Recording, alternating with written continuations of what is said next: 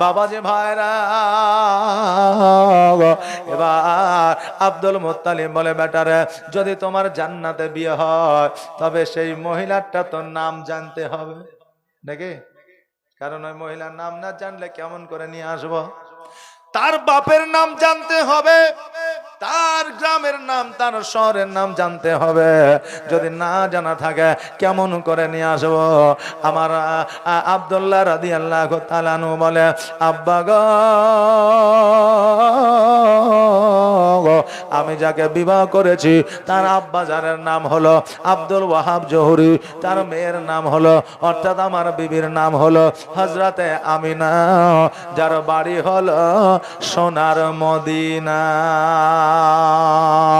Abdul Muttalib বলে, বেটা যদি এটাই হয় তবে আমি আগামী কালকে বউকে আনার জন্য বেরিয়ে যাব মদিনার দিকে। সকাল বেলা আব্দুল মুত্তালিব মদিনার দিকে রওনা হয়ে গেল। এবার মদিনায় যাওয়ার পরে আব্দুল ওয়াহাব জহুরির বাড়ির খোঁজ করলে, খোঁজ করার পরে এবার দরওয়াজায় যেন দাঁড়িয়ে সালাম দিলে, আসসালামু আলাইকা ইয়া আহলাল বাইত। যেমনই সালাম দেওয়া দরওয়াজাটা খুলে দিলেন, আর দরওয়াজা খুলে দেওয়ার পরে বলে, কে গো? বলে, আমি হলাম আব্দুল মুত্তালিব। বাড়ি কোথায়? মক্কায়। বলে, আপনি কি কাবা ঘরের মুতাওয়াল্লি? বলে, হ্যাঁ। যেমনই বলেছে কাবা ঘরের মুতাওয়াল্লি, অমনি আব্দুল ওয়াহাব জহুরি বলতেছে, দাঁড়িয়ে কেন বাড়িতে আসেন? কারণ আপনার ব্যাপারে অনেক শুনেছি। আব্দুল মুত্তালিব খুব ভালো মানুষ, আব্দুল মুত্তালিব খুব সততার মানুষ, আব্দুল মুত্তালিব স্বপ্নের তাবির করে। আব্দুল মুত্তালিবের মতো মানুষ মক্কা নগরে কেউ নাই, গরিব মিসকিনদের সহযোগিতা করে। আজকে আপনার নাম অনেক শুনেছি, কিন্তু প্র্যাকটিক্যালে কোনোদিন দেখি না। আজকে আপনাকে দেখলাম। আসেন আসেন, আমার হুজরাখানাতে একটু বসেন। হুজরাখানা মানে বুঝেন? এই হুজরাখানা বুঝেন? জি, আগে যে বৈঠক ঘর হইতো, বৈঠক ঘর হইতো না আপনাদের দিকে? হইতো না? বৈঠক ঘর, কুটুম সদর পথিক রাস্তা দিয়ে গেলে ওই বৈঠক ঘরে বসে একটু আরাম করতো। বাইরের কোনো মানুষ আসলে একটা আলাদা রুম থাকতো, ওই রুমে তাদেরকে দেওয়া হইতো। ওটাকে বলা হয় মেহমানখানা বা হুজরাখানা বলা হয়। কিন্তু এখন ওই হুজরাখানার মেহমানখানা নাই, এখন যে আসুক একবারে এসি খানা। কথা বুঝলেন না? মানে যে ঘরে এসি আছে, যে ঘরে ফ্রিজ আছে, ওই ঘরে ভাই আসুক, বন্ধু আসুক, ব্রাদার আসুক, শালি আসুক, শ্বশুর আসুক, শাশুড়ি আসুক, সব ওই ঘরে। পাড়া প্রতিবেশী চিনি না জানি না, মেহমান হইলেও ওই ঘরে। কিন্তু আগে মেহমানদের জন্য আলাদা ঘর থাকতো, বাড়ির সঙ্গে ওই ঘরের কোনো কানেক্টেড থাকতো না। কথা কি বুঝতে পারলেন না? কানেক্ট থাকতো না, ওটাকে বলা হয় মেহমান ঘর বা হুজরা ঘর। এ বাবাজি ভাইরাম, আব্দুল ওয়াহাব জহুরি আব্দুল মুত্তালিবকে নিয়ে হুজরাখানায় গেলেন। যাওয়ার পরে বললেন, ও আব্দুল মুত্তালিব, আজকে মক্কা নগরে এত বাড়ি আছে, এত ঘর আছে, তবু আপনি আমার বাড়িতে এসেছেন, কোনো কি কাজ আছে, কোনো কি বিচার আছে না, কোনো কি নালিশ আছে? আব্দুল মুত্তালিব বলে, শোনো, আমি শুনলাম আপনার নাকি একটা কন্যা আছে। বলে, হ্যাঁ। বলে, ওই কন্যাটার সঙ্গে নাকি আমার বেটা আব্দুল্লাহর বিবাহ হয়েছে। আব্দুল ওয়াহাব জহুরি বলে, শোনো গো, আমার কন্যার বিবাহ হয়েছে, আমি তো জানি না, তবে আমার মেয়েকে একবার জিজ্ঞাসা করে আসে, আমরা হলে ওই লোকটাকে দূর দূর করে তাড়িয়ে দিতাম। কিন্তু না না না, আমিনার কাছে গেল, যাওয়ার পরে বলে, মা, মক্কা থেকে একজন মেহমান এসেছে।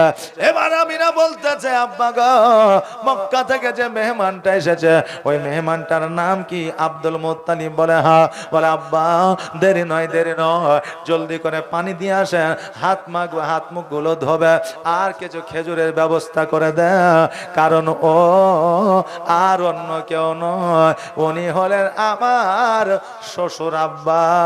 জোরে বলুন সুবহানাল্লাহ।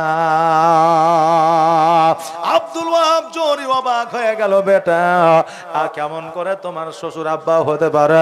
বলে আব্বা গো, ওর সন্তানের নাম হলো আব্দুল্লাহ, আমাদের বিবাহ হয়ে গেছে জান্নাতের মধ্যে, আমার আল্লাহ তাবারক তাআলা জান্নাতের মধ্যে বিবাহ পড়ে দিয়েছে, অতএব জগতের মধ্যে উনি আমার স্বামী, আর আব্দুল মুত্তালিব আমার শ্বশুর আব্বা। আরে বাবাজি ভাইরা, সঙ্গে সঙ্গে আব্দুল ওয়াহাব জোহরে খানা পিনার ব্যবস্থা করলে, আর আব্দুল মুত্তালিব বলতেছে আমার এবার একটু পাঠায়া দেন। বলে কোথায়? বলে আমার সঙ্গে মক্কায় আমার বৌমাকে পাঠায়া দেয়। আব্দুল ওয়াহাব জোহরি বলতেছে না না, কেমন করে পাঠাতে পারে? কারণ হলো আমি একা আপনার সঙ্গে পাঠাইতে পারবো না, আপনি আমার জামাইকে নিয়ে আসবে আর আমার কন্যাকে নিয়ে যাবে, তাই কিনা? জামাই ছাড়া প্রথম মেয়েকে কেউ কোনোদিন পাঠিয়েছে শ্বশুর বাড়ি? পাঠায়নি। আব্দুল মুত্তালিব বলে তবে ঠিক আছে, আগামী কালকে আসবো। বলে ঠিক আছে। আব্দুল মুত্তালিব বাড়িতে গেলে, বাড়িতে যাওয়ার পরে এবার আব্দুল্লাহকে বলে আব্দুল্লাহ আগামী কালকে রেডি হয়ে যাবা, তৈয়ার হয়ে যাবা, আগামী কালকে তোমাকে যাইতে হবে মদিনা আমার বৌমা মা আমিনাকে আনার জন্য, আমার বৌমা মা আমিনাকে আনার জন্য চলে যাবা, আর নিয়ে আসার পরে আমরা এই বাড়িতে রাখবো। আমার দয়ার নবী মুস্তাফা সাল্লাল্লাহু তাআলা আলাইহি ওয়াসাল্লাম মা আমিনার উদর থেকে আসবে, আমি আব্দুল মুত্তালিব বড় খুশি হয়ে যাব। আব্দুল্লাহ বলে আব্বা গো, সঙ্গে কি কিছু বন্ধু বান্ধব নেব? বলে ঠিক আছে, সঙ্গে কিছু বন্ধু বান্ধব নিবা। এবার বাবাজি এবার সঙ্গে কিছু বন্ধু বান্ধব লইয়া যেন মদিনার দিকে রওনা হয়ে গেলে, আমার সোনার মদিনা, আমার প্রাণের মদিনা, আমার দয়ার মদিনা, আমার কলিজার মদিনা, যেই মদিনায় শুয়ে আছে, যেই মদিনায় শুয়ে আছে হাবিবে রব্বানা, আমার জানের মদিনা, আমার প্রাণের মদিনা, আমার দয়ার মদিনা, আমার আশিকের মদিনা। কত হাজি হজ করিতে গেল গো মদিনাতে, কত হাজি হজ করিতে গেল গো মদিনাতে, তবু মদিনা দেখে হাজিদের জান ভরে না, আমার সোনার মদিনা, আমার প্রাণের মদিনা, আমার দয়ার মদিনা, আমার কলিজার মদিনা, যেই মদিনায় শুয়ে আছে হাবিবে রব্বানা, আমার জানের মদিনা, আমার প্রাণের মদিনা, আমার দয়ার মদিনা, আমার প্রাণের মদিনা। আল্লাহুম্মা সাল্লি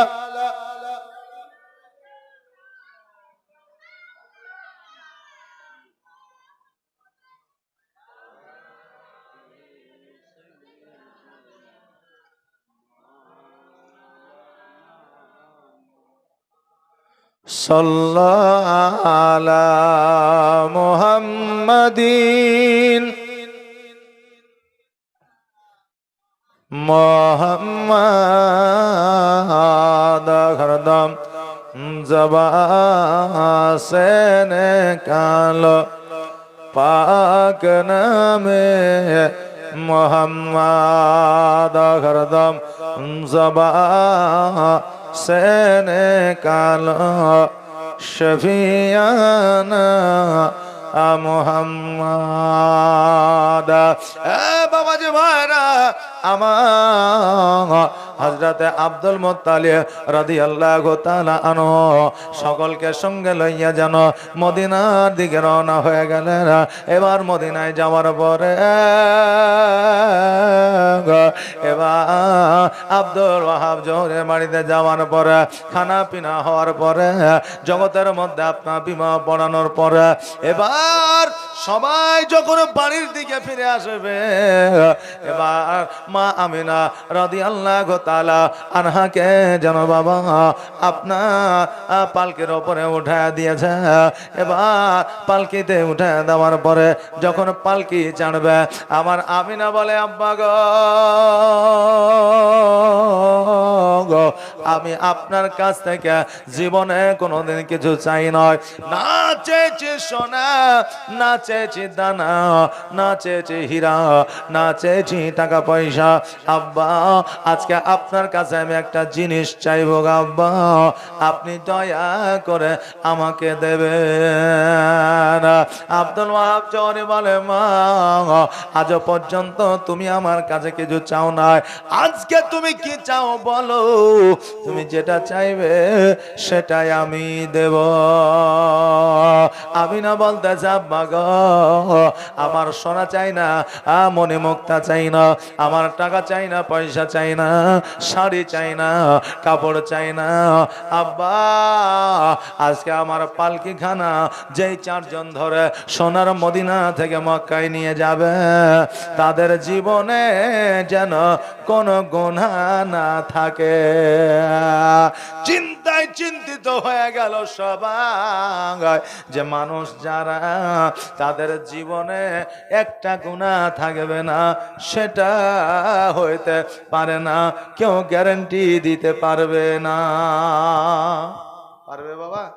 আপনার জীবনে আমার জীবনে কারো জীবনে গুনাহ একটা নাই, কেউ গ্যারান্টি দিতে পারবে না। সবাই যেন চুপ করে আপনার দাঁড়িয়ে আছে, কেউ যেন পালকিতে হাত দেয় না। আব্দুল ওয়াহাব জোরে চিন্তা করে আল্লাহ আমার মেয়ের পালকি কি তবে মদিনা থেকে মক্কায় যাবে না? আল্লাহর ফেরেশতারা বলে আল্লাহ গো একবার যদি আমাদের অর্ডার দিয়ে দেন, আমি জিবরিল আমিন আছে, ইসরাইল আলাইহিস সালাম আছে, ইসরাফিল আলাইহিস সালাম আছে, মিকাইল আলাইহিস সালাম আছে, ও আল্লাহ যদি একবার অর্ডার দাও আমরা আমিনার পালকি খানা সোনার মদিনা থেকে মক্কায় পৌঁছায়া দিব। বাবাজি ভাইরা এবার আমার আল্লাহ বললেন ফেরেশতারা রে আমার মহিমা বোঝা বড় দায়, যাও যাও আমিনার পালকি খানা মক্কা থেকে মদিনায় তোমরা পৌঁছায়া দাও। ও মাঝি নৌকা ছেড়ে দে, ও মাঝি নৌকা ছেড়ে দে, আর হেলা করিস না, ছেড়ে দে নৌকা মাঝি যাব মদিনা,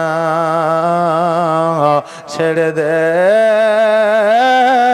নৌকা মাঝি যাব মদিনা। ও মাঝি পাল তুলে দে আর হেলা করিস না,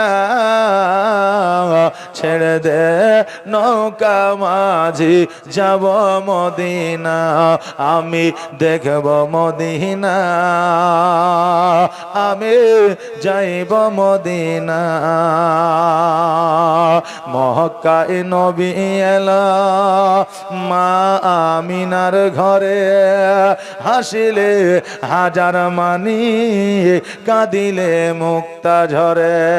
জোরে বলেন মক্কায় নবী এলা মা আমিনার ঘরে, হাসিলে হাজার মানি, কাঁদিলে মুক্তা ঝরে। আর দয়ার নবী যার সহায়, আর দয়ার নবী যার সহায়, তার কিসের ভাবনা, ছেড়ে দে নৌকা মাঝি যাব মদিনা, আমি দেখব মদিনা, আমি যাইব মদিনা, আমি যাইব মদিনা, আমি দেখব মদিনা। আল্লাহুম্মা সাল্লি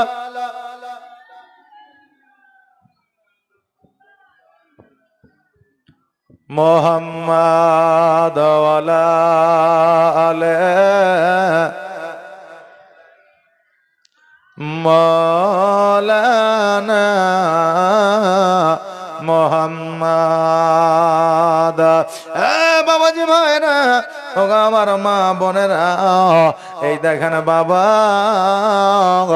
আমার আমিনা রাদিয়াল্লাহু তাআলা আনহা পালকি খানা যেন মাথায় করে যেন আপনার মক্কার দিকে নিয়ে আসে।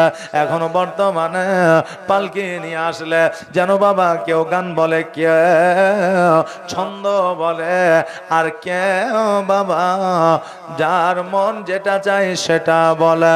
কিন্তু আল্লাহর ফেরেশতারা আমার মা আমিনা রাদিয়াল্লাহু তাআলা আনহা যখন বাবা পালকি খানা নিয়ে আসতেছিলেন, তখন বাবা পড়তেছিলেন আসসালাতু আসসালামু আলাইকা ইয়া রাসূলুল্লাহ সাল্লাল্লাহু তাআলা আলাইহি ওয়াসাল্লাম। বাবা যে ভাইরা, আমার মা আমিনা রাদিয়াল্লাহু তাআলা আনহার পালকি খানা নিয়ে আসলেন আল্লাহর ফেরেশতারা, যার জীবনে একটা পর্যন্ত গুনাহ না। আর আজকে আমরা যখন বিবাহ করার জন্য এক গ্রাম থেকে অপর গ্রামে যাই, সবার আগে গুনার কাজটা শুরু হয়, যেটা হলো জামাইয়ের চপ্পল চুরি হয়ে যায়।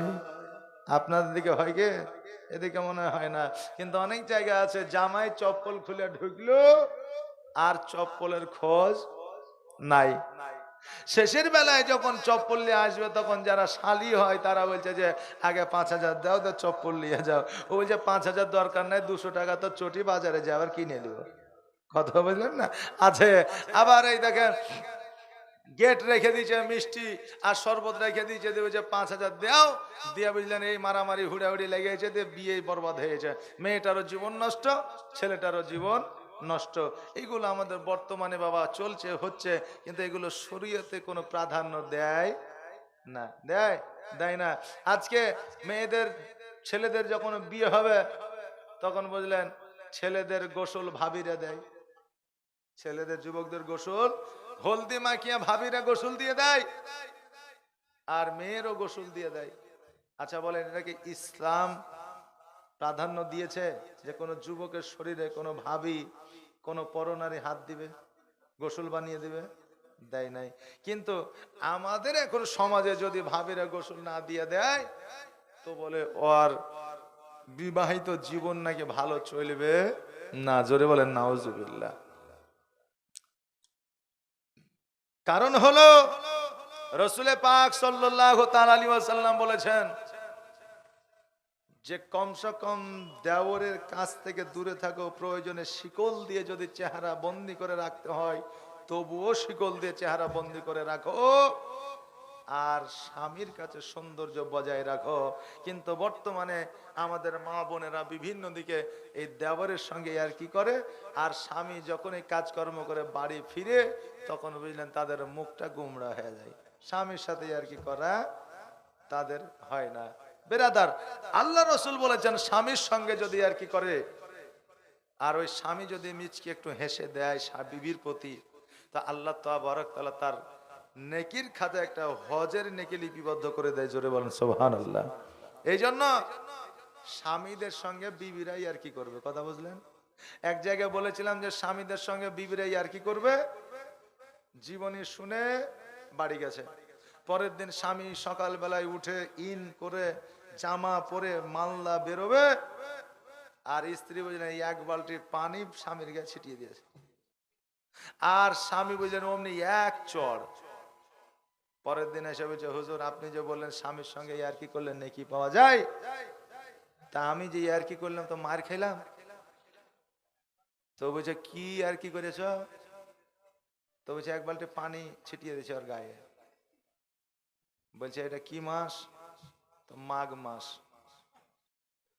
তাহলে খেপি কোথাকার, মাঘ মাসে তো মানুষ এমনিতেই 4 দিন 5 দিন গোসল করে না ঠান্ডাতে, আর তুমি ওই গোসল করার পরেও আবার এক বালতি পানি তুমি মাইরাচ্ছ, তোমাকে আরো মারে নিয়ে তোমার কপাল।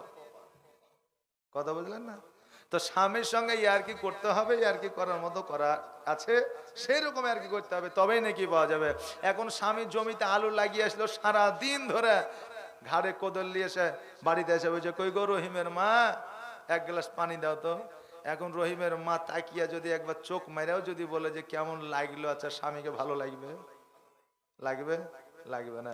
আগে পানিটা দাও, স্বামী পান করুক, সুস্থ হোক, একটু মস্তিষ্কটা ঠান্ডা হোক, তখন না স্বামী বিবির কথা ভালো লাগবে না, কি বলে?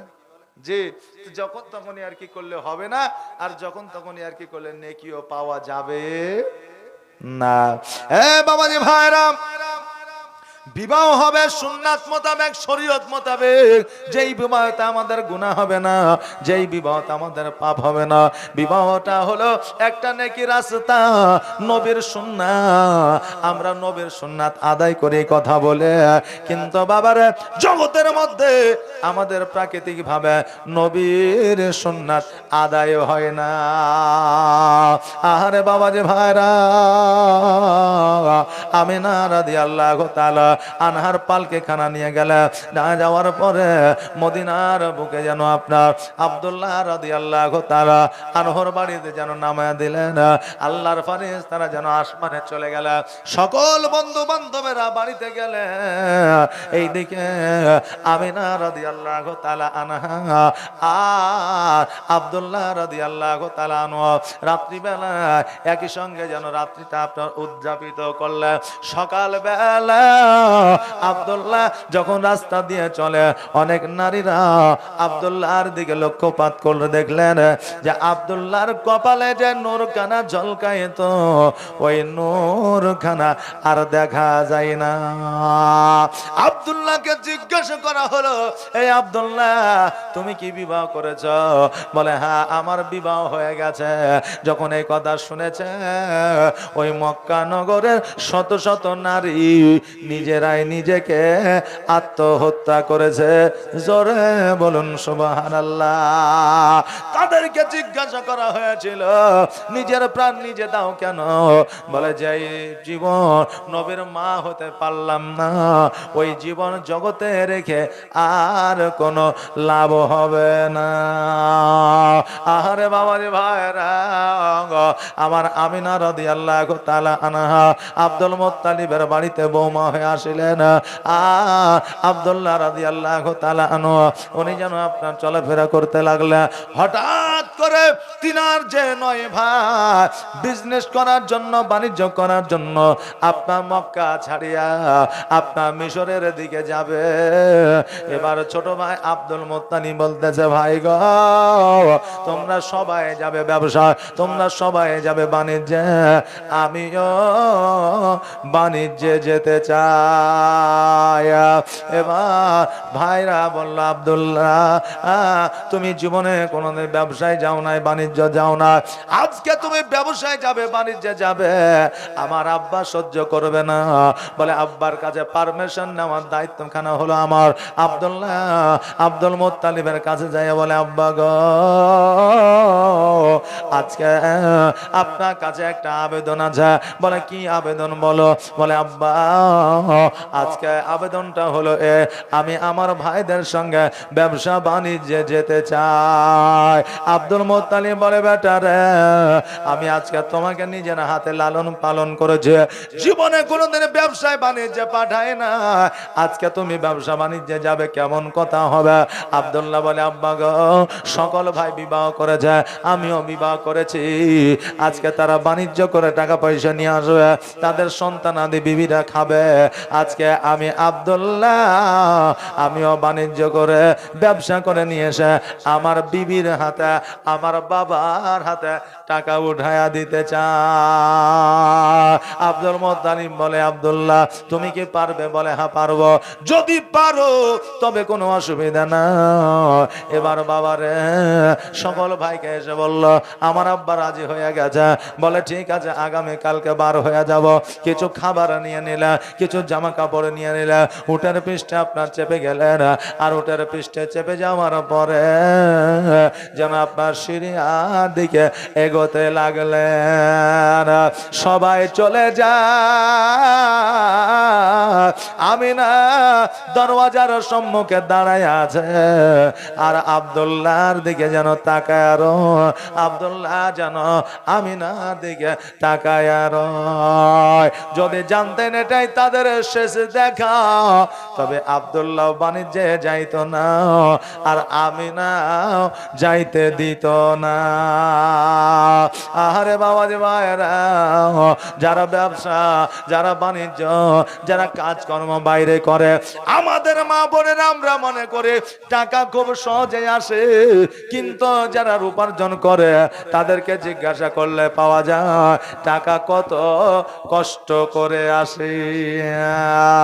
আজকে আমরা নারী পুরুষকে অনেক টেনশন দিয়ে থাকে, অনেক ব্যথা দিয়ে থাকে, অনেক চাপ প্রেসার দিয়ে থাকে, কিন্তু একটা প্রেসার, কিন্তু একটা পুরুষ নিজের বিবি, নিজের সন্তান, নিজের কন্যাকে ভালো রাখার জন্য কতই না কিছু তারা করতে আছে।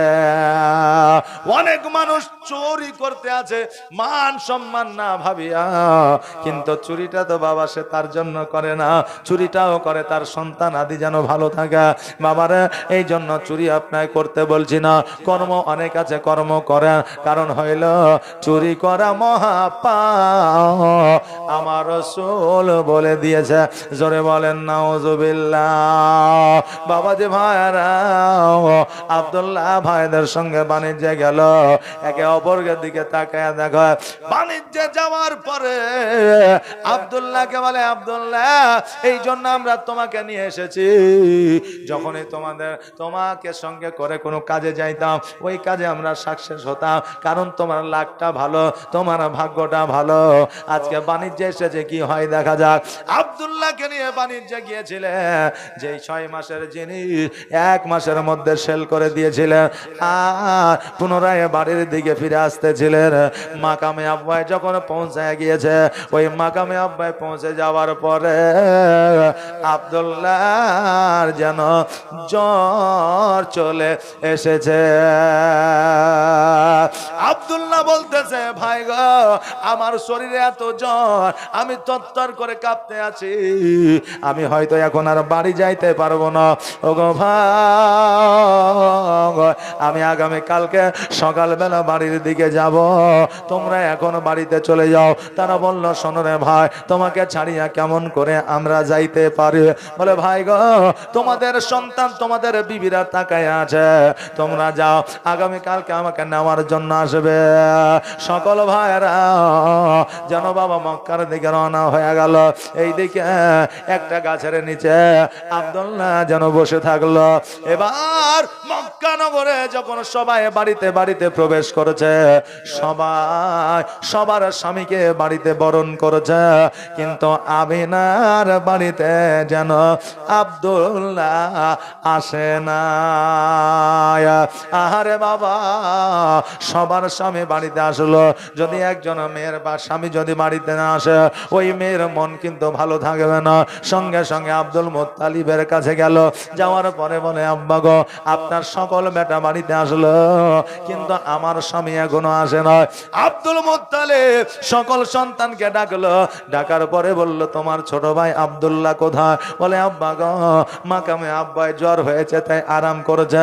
বলে, তোমরা কেন চলে আসলে? বলে, আমাদের ভাই আমাদের পাঠিয়ে দিয়েছে। আব্দুল মুত্তালিব দুই চোখের পানি ছেড়ে দিয়ে বলে, শোনো রে, এখন রাত্রি হয়ে গেছে, এখন যদি তোমাদের পাঠায় তবে বাঘ আছে ভাল্লুক আছে তোমাদের আক্রমণ করবে। তবে শোনো, সকালবেলা শুভে সাদেকের সময় তোমরা মাকামে আব্বায় রওনা হয়ে যাবে। এবার বাবা